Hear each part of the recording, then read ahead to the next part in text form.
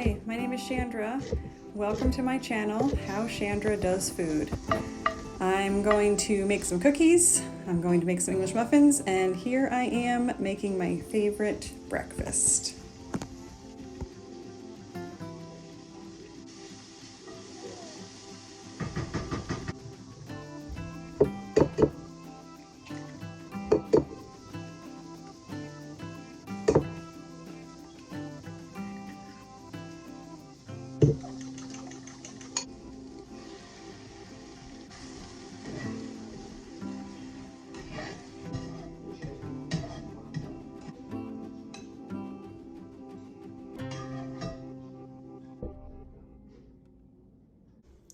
Good morning, it is Thursday. I keep thinking it's one day ahead this week. Not good to go that way. I've got a bowl out, I've got my tea steeping, and I'm gonna mix up a few different doughs. I definitely need bread, and I'm out of spelt.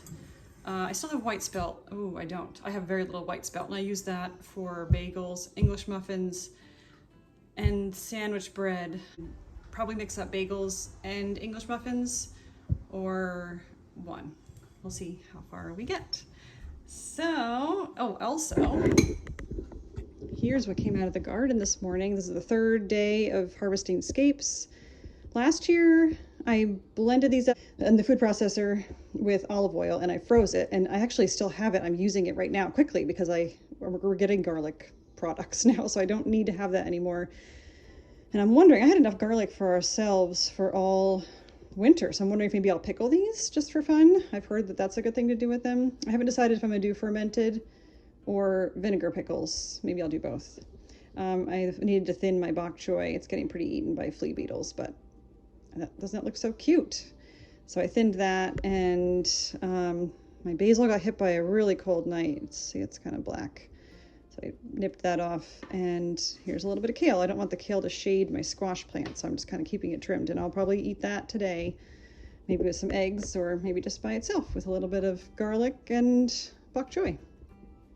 I've got some black radishes fermenting back here. I don't like them. They're way too spicy, but fermenting definitely takes the spiciness down, so we'll see that. I could probably try those today and see if they're ready. It's been quite a few days. And then kombucha, we finished what we had, so I might need to start making more than half a gallon if we really do drink it. Nora liked it. That was her first time trying it, so we're all drinking kombucha. Okay, back to the dough. So what I'm going to do is, out of this book, Leo and I have poetry tea time today, which means we make some sort of snacky, treaty type thing. I'm going to make chocolate chip cookies today. And I'm not going to ask him this time. Usually I let him pick it out, but I think he'll like these and he wouldn't pick them. So, and I would like them. So I'll get it all scaled, and then he can do all the pouring and mixing and stuff. But sometimes it's easier if I start with it measured for him. Especially if we're in a rush, which today we have less time to make it than we normally would.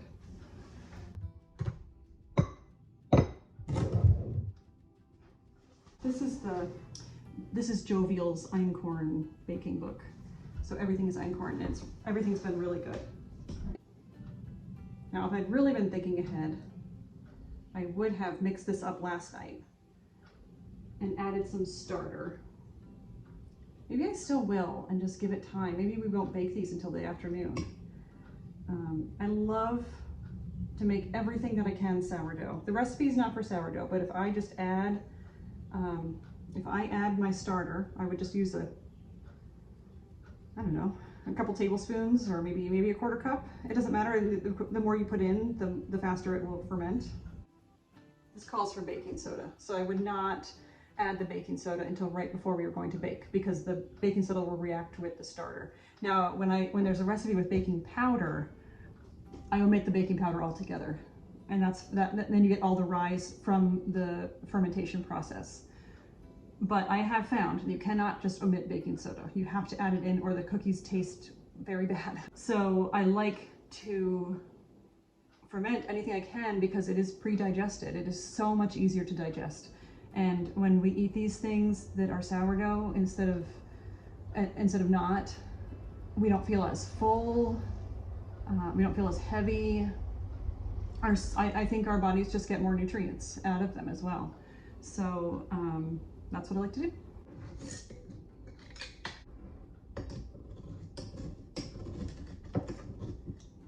I love that this book has volume measurements, but it also has weight, which is just, the scale is the best thing I ever bought.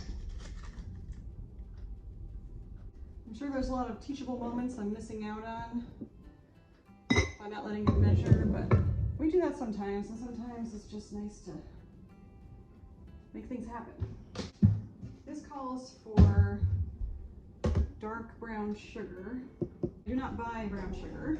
I make it with regular sugar and just a little bit of molasses. That's all brown sugar is.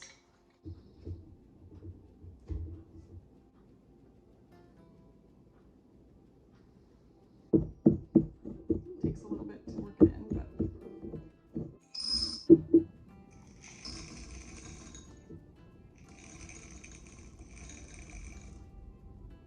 so when the recipe calls for butter right now, I've been substituting with coconut oil because I can't have butter at the moment. Nora has an issue with calcium protein, which goes through the breast milk, and she has a problem. So, which results in not sleeping as well. So who wants to mess with that? This time, and coconut oil is just, it is a little more solid at room temperature than butter is. And the cookies are then like that too. And it's very hard to mix in the baking soda.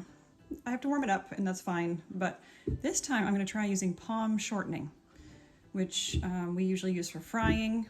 But if you buy more natural shortening, like rather than Crisco at the grocery store, it's palm oil, it's palm shortening. So that's a thing people use for baking. I'm gonna try that. This is something we buy in bulk because we do use it for frying. And coconut oil. I use Dorie Greenspan's English muffins recipe. I will link it. I do some changes because I use spelt flour. I can put those in there too if you want to make these with spelt. And her recipe is great. I've tried several, at least 3 recipes for English muffins, and I like hers the best. And it does use the mixer, so I'll wait for Nora to wake up for that. She likes the mixer a lot, and it's loud, but I'll get them mixed. This one I have printed. I do not have it memorized, although Joe thinks it's odd that I don't because I make them all the time. Okay, 1 cup water. She calls for vegetable oil. I don't use vegetable oil, so I use avocado oil or olive oil. I just assume that we want the same kind of liquidity, the same consistency at room temperature. So I like avocado oil because it has less flavor than olive oil, but I've used both. She also calls for half a cup of milk. I don't use the milk because then I wouldn't be able to eat these. It would make them more tender. And I actually omit that liquid altogether because with spelt flour, it doesn't absorb as much water.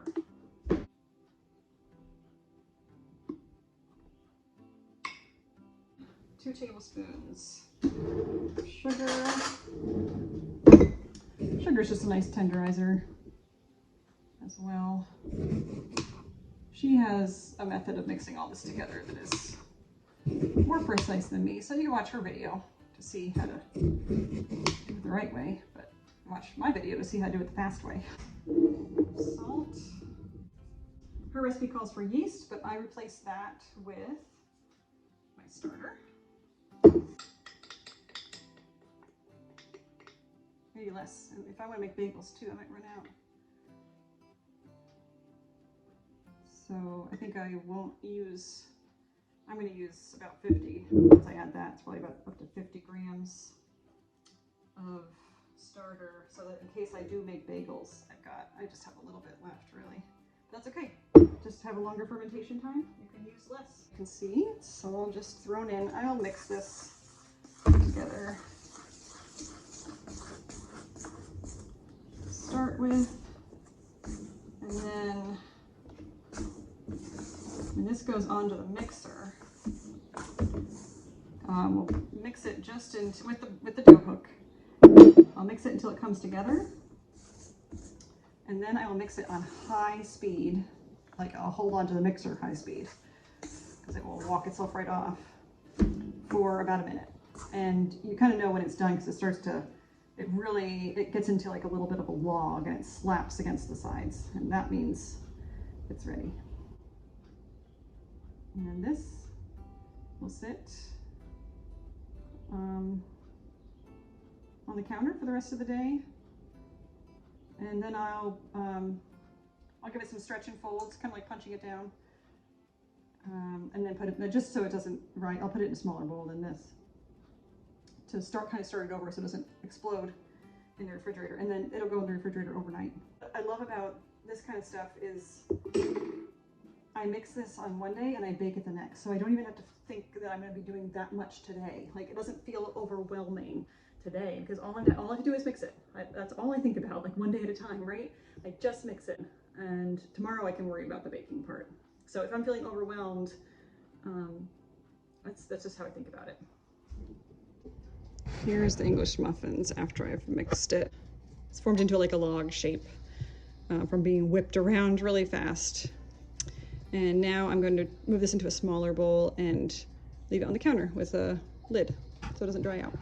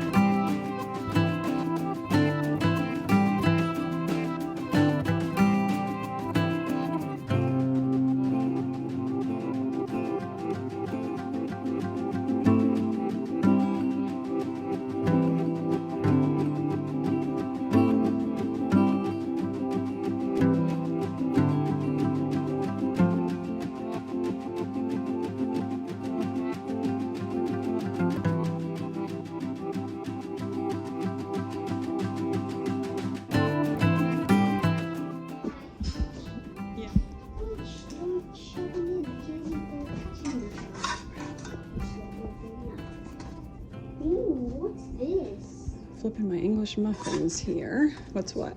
This. Oh, it's gonna be smoothie. Strawberry.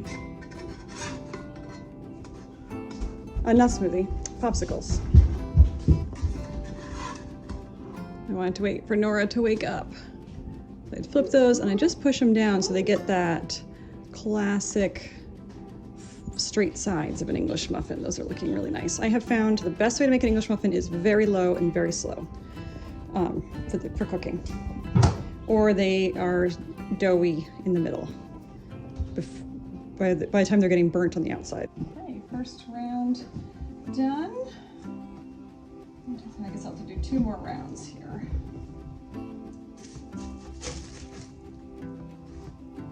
Put the cornmeal down.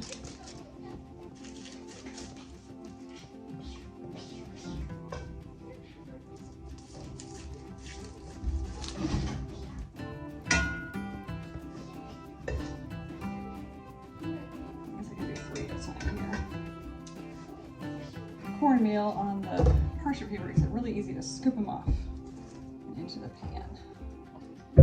Here, those are. Here's the finished ones. Ooh, beautiful. Those will be hamburger buns tonight. Just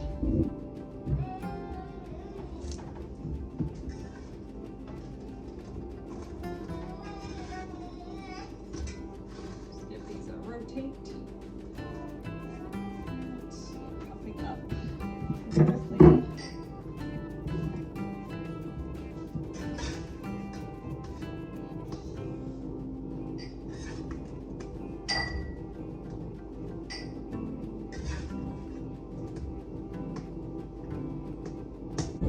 There's a nice Leo-sized English muffin. That's a nice burger-sized. Yummy. It's Saturday, and I'm going to finally bake off the rest of these cookies, which means I need to add the baking soda. But what I was thinking is that since I don't care about rise so much with the cookies, I wonder if I could have just added the baking soda right to begin with, and it would have had its reaction with the starter, and maybe that would be fine. So, I don't know, does anybody have any thoughts on that? Tell me in the comments if you do. For now, I'm going to, this is nice and softened, it's been out. I'm gonna add in the baking soda, and I'm going to bake them, and then I'm going to eat one. And what else we have going on? I've also got this pizza dough. This is with einkorn. That's for dinner tonight. Usually we like white spelt pizza because spelt it really is the closest thing to modern regular wheat. So it makes a nice classic kind of pizza dough. But this is all I have left. So I don't know what I'm saving it for. I should just used it. But anyway, this is an einkorn one, which will be fine. And that's extra good for our systems. And Joe and Leo prefer the flavor of einkorn. So that is going to sit, let's see, it's 1 o'clock. It's not going to get a whole lot of fermentation time, but it's really warm, so that'll help it speed it up. But anyway, back to cookies.